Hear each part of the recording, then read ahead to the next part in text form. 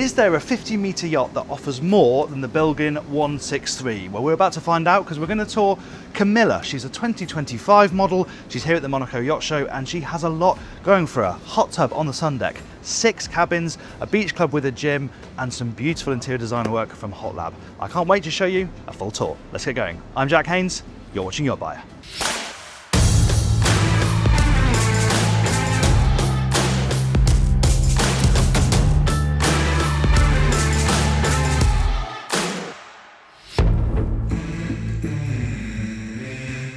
Before we get going, if you haven't done so already, make sure you subscribe to the channel, hit subscribe and the bell icon. You'll be notified every time we upload a new video. Okay, let's crack on with our tour of Camila down here at the waterline, because you cannot ignore the beach club here. Now the boat stows its tenders up on the bow and has a chase boat, so this area back here is beach club space, and you could have it as a beach club or you can have it as a gym. We'll pop down there in a second. First of all, huge platform here. Obviously it's fixed, but it gives you a nice amount of space here by the water, space to have chairs set out. You've got some protection from the parasol as well overhead, and a lovely big shower, so if you've been for a swim, you can have a little wash off afterwards. Let's jump down to the gym. You could kit this out as a beach club, but it does work very well as a gym. Imagine this, you do your workout, you've been on the running machine, you've been hitting the punch bag, go for a cycle, and then straight out off the bathing platform and into the water for a dip. It smells lovely down here as well. It's all in beautiful teak. It's a lovely space. I really like how they've sunk the running machines down into the deck as well to give you a bit more clearance for when you're bouncing along. Free weights, exercise ball, it's all here, and it is beautiful equipment as well. Of course, there is a bit of leisure stuff down here too. There's a bar over there with cooling space in the sink and a TV. There's a dayhead down here as well, very conveniently located close to the bathing platform, and there's also an engine room access point, but we're going to go there at the end of the video. For now, let's carry on deck. I recognise that she's a 50-metre yacht, but she does feel big, bigger than that really. Even the passageways are lovely and wide, really substantial engineering as well. It is beautiful up here on this aft deck, and they've collaborated with Hot Lab again. We're going to see that in the interior, but even these design pieces, this was all designed by Hot Lab and then created in-house by Bilgin. We're going to see this wooden detailing a lot as well. I really like it. If it was all white, it would be a little bit stale. This adds a bit of coziness, and they use it really effectively throughout. Lovely shady relaxation area here, the extended sun pad, some seating over on this side, and then obviously you have the bar. And often you don't see bars like this in this area, but really nice to have this here. There's plenty of space for it as well. There's a TV mounted up on this wall which can swing out and face the seating area over there. And if you pop open this door, we're into the main deck saloon.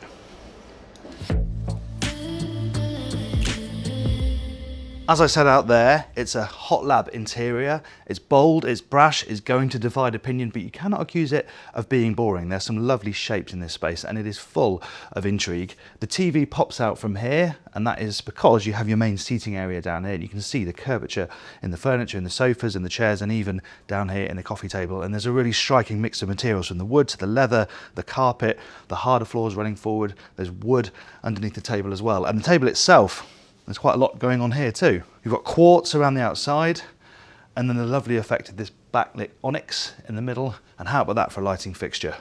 It is full of striking lighting design, none more so than through there. The chandelier that runs all the way from just underneath the sun deck right down to the lower deck. And we're going to see that as we move through the boat. Over through that door, that's crew access, because the galley is on this deck, and obviously then connection down to the crew space. Don't worry, we're going to go there at the end. For now, let's keep heading forward. We'll arrive at the owner's deck. In this lobby, we can get a really good look at this wonderful centerpiece which runs all the way through the boat, and if you look right up to the top, you can just see the hot tub bubbling away down there. Beautiful design as well, with this really intricate glass, and you see the lighting is all dotted throughout these central pipes. It is wonderful, and the glass floor as well, so you can right up to the top. The top you can see right down to the bottom, and really lovely use of material here as well. Darker flooring, eucalyptus up on the sides, light paneling. It's very, very elegant. And then here on the starboard side, the dayhead for this deck, just in there. There's a crew access point there, and then right forward we come into the owner's cabin itself, starting off with a study that can be self-contained because there are sliding doors there, storage all up on this side, and then you're through into the cabin itself, which is bright because it's got a lot of natural light from the windows. Also the use of mirrors is quite clever, just bouncing the light around even more, but it's a very light palette as well. Some beautiful detailing around the bed. I like the way the bed head kind of hugs you, welcomes you down into bed, and the Pininfarina side lights. How cool is that? There's more storage as well, not just the stuff down there. There's an actual walk-in wardrobe over on that side, and then come and check out this bathroom. It's pretty special. Totally separate, toilets on both sides, sinks on both sides, and then a truly enormous shower in the middle with a rain shower head. And if you want some privacy, just press a button.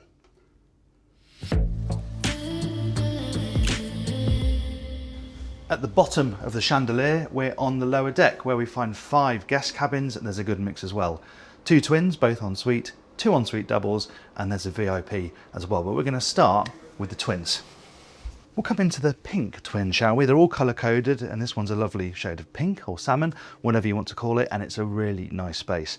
Big beds for singles, loads of floor space too. Storage is good up on this side, and it's always lovely to see some personal additions to cabins like this, and this is the owner's kids drawing up here on the walls. Really nice addition. Plenty of brightness as well from the natural light coming in through those windows, but also the artificial lighting is really nicely done.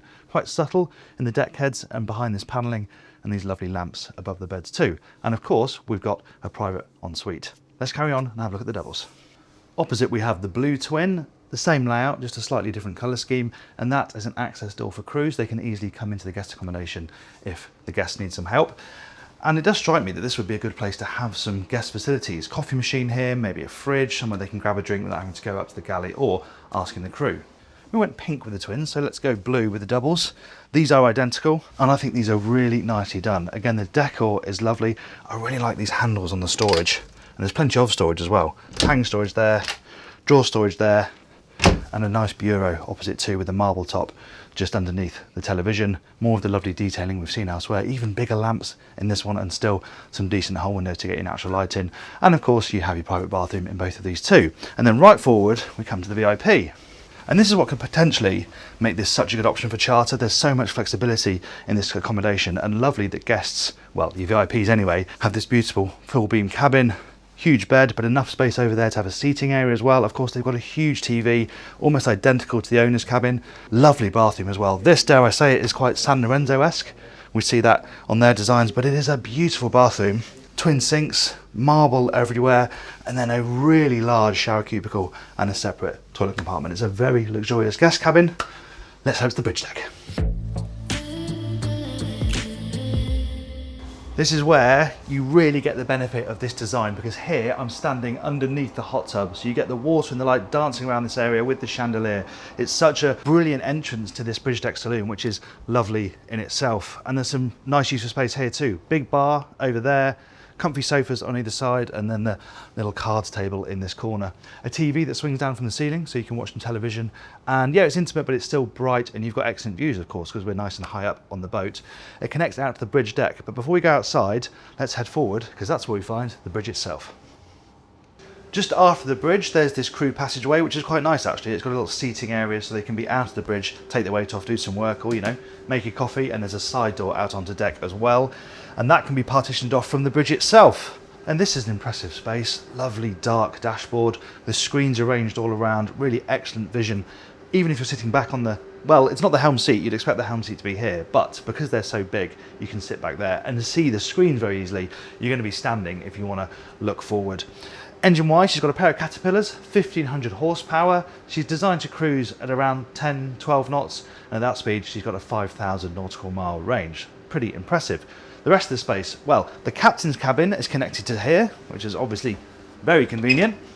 Quite spacious, a small double bed, TV in here, and a private bathroom with some storage up here. And there are doors on both sides because there are wing stations on both sides. And before we head aft and check out the bridge deck, at the back end, let's go out to the foredeck.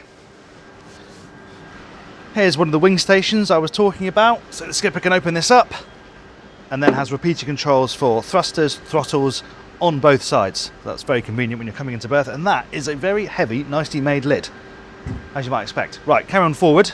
We come to another living area. Very flexible space this. You can do with this pretty much whatever you want, but this works really well with the mix of freestanding furniture, some tables in the middle, and the fixed sofa underneath the windscreen. A great place to be on passage, I think, as long as it's not too rough. And then forward, no tender garage, as I mentioned, so tender storage is up here. You've got this raised plinth with the Williams on it at the moment, but they've also included some Seabob storage on that, which is quite clever. And then tucked right underneath this, you have space for some jet skis. You can see the crane. This is how they lift the toys on and off. Right, let's go to Deck Aft. Deck Aft is another area where she feels bigger than her size. Another lovely bar area, a TV that swings down from the ceiling. We've seen that before, but it's nice that you've got them dotted all over the boat. And then another round table, but there's plenty of space around it. A little bit more informal, nice sociable way to dine. You've even got the lovely marble Lazy Susan in the middle, so it makes it easy for you all to share. And we've got this woodwork again, just how makes it feel a bit more cozy than if it was all just blank paneling. And you need some seating space back here as well. We've got a copy of the coffee tables that we saw on the deck below. Just a nice amount of seating space back here to take in the weather. You had a nice dinner, you can sit back here and look out over the back of the boat. It's a really nice space. Let's go and check out the sun deck. The sun deck, a real standout feature aboard Camila because there's so much on this deck. First of all, seating space aft in the sun as you need on a sun deck, but you've still got the lovely parasols similar to the ones we saw downstairs, and the coffee tables reappear again. And then we have a bar area on that side for cooking really, and that is opposite this huge dining space. And this is the point, you have living space, you have dining space up here, you have a dayhead, your facilities up here, the bar as well, and another really good sized bar, somewhere the crew can very easily serve all the guests as they're up on this deck. We have the woodwork as well that we've seen throughout the boat, and then right forward is where you find the hot tub, and a big hot tub it is too. It's a sun deck that has everything. Often they will just have a bar and seating, not a dining area. You can really do everything on this deck, including jumping in the tub and having a look down at the very top of the chandelier. It's a really impressive space. Next to a nice bit of branding here on the side deck, we have access on the port side down to the engine room. Well, it smells delicious down here, which is not something I've ever said in an engine room before. I think someone's had the scented candles on the go. This door here is the access point through to the gym, beach club that I mentioned earlier on, so the crew can get in there from the stern, and that is a proper door, goodness me. And there's another one forward into the engine room itself. And I have to say, it really feels like the shipyard are on top of their game when it comes to engineering. It is absolutely immaculate down here. You can see the engineers take pride in their work. Look how shiny the exhaust structure is. It is beautiful, and lots of space for everything too. Central area where you've got the tool storage, a sink in the middle, there's a nice worktop up here, a workbench with all the stools aligned and the vise. You can see the 3 Caterpillar generators behind me, all with enough space that you can open the covers and get between them. Engines centrally, obviously, plenty of space around here. It's beautifully lit, and all the engineering, the pipe work, everything is absolutely neat and tidy as you like. It's very, very impressive indeed. Let's head to the crew space. Crew access is further forward on the port side deck, and we're going to start with the galley, which is on the main deck. Even here, there's some features you don't expect to see on a yacht of this size, like having a walk-in fridge on galley level. And the galley, okay, it's not huge, but they've used the space really cleverly. Smart to have this counter in the middle with extending sides, so when you're during food prep, you've got a bit more counter space to line it all up. And then you have this counter here, which opens with this sliding partition, so it's really easy for the crew to get the food out to the guest areas.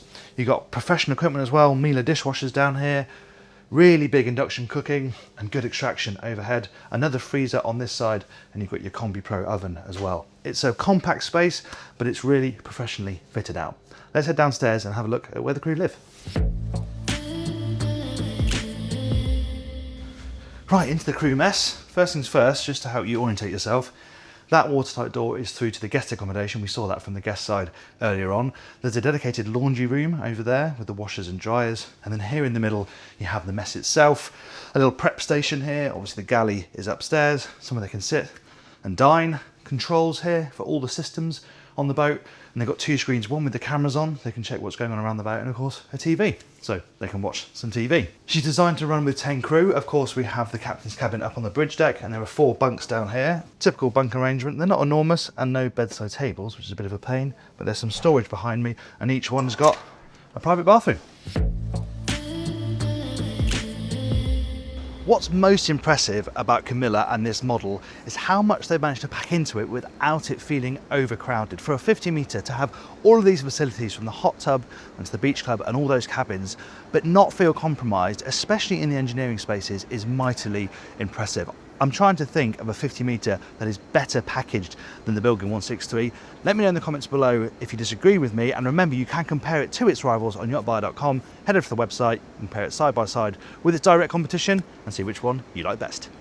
Thank you very much for watching that tour of Camila. If you enjoyed it, why not give us a like and maybe subscribe by clicking up there. If you want to see a yacht with a really cool hot tub, look at our tour of the Tankoa Grey. I'll put that up here. Thanks again for watching. I'm Jack Haines. This is YachtBuyer.